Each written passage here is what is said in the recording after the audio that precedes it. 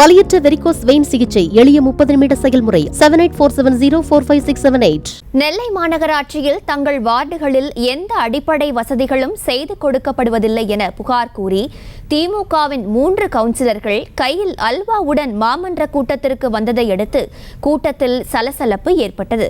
விவரங்களோடு இணைகிறார் செய்தியாளர் ராஜா. என்ன நடந்தது? விவரங்கள். வணக்கம். திருநெல்வேலி மாநகராட்சியின் சாதாரண மற்றும் அவசர கூட்டம் இன்று மாநகராட்சி அலுவலகத்தில் உள்ள ராஜாஜி மண்டபத்தில் வைத்து நடைபெற்றது. மேயர் சரவணன் தலைமை தாங்கினார்.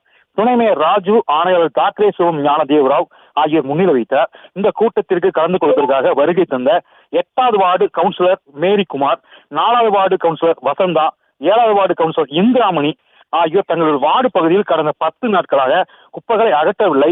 இதனால் கடுமையான துர்நாற்றம் வீசுவதாக கூறியும் கைகளில் குப்பைகளை எடுத்தும் அல்வா பொட்டணங்களை வைத்தும் கூட்டத்தில் கலந்து கொண்டனர். இதனால் மாநகராட்சியில் பெரும் பரபரப்பு ஏற்பட்டது. தொடர்ந்து குப்பைகள் மற்றும் அல்வாயை மாநகராட்சி மேயரிடம் ஒப்படைத்து போராட்டத்தில் ஈடுபட்டனர்.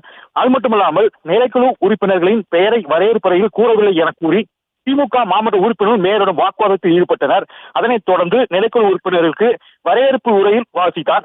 அனைத்து தீர்மானங்களையும் வாசித்த பிறகு மாமன்ற கூட்டத்தில் நிறைவேற்ற வேண்டும் என மாமன்ற உறுப்பினர்கள் கோரிக்கை வைத்துள்ளனர். இந்தியா. விவரங்களுக்கு நன்றி ராஜா.